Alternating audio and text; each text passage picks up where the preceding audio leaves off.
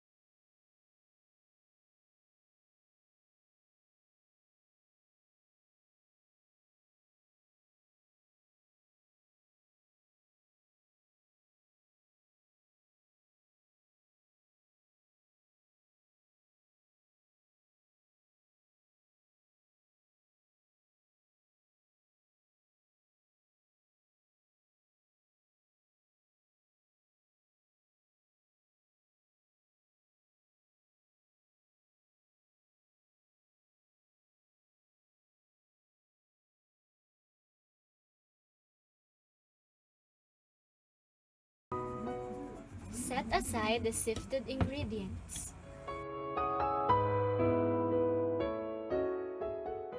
And on a separate bowl, mash 3 ripe bananas,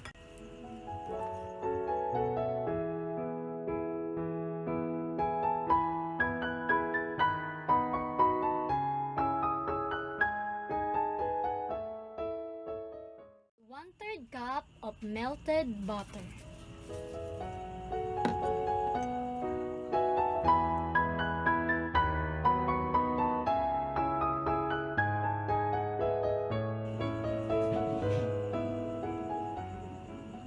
fold in the dry ingredients and the butter until it is smooth.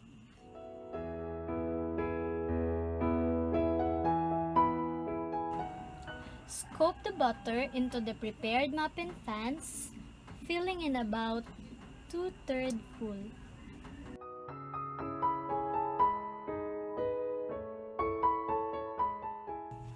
After 30 minutes of baking,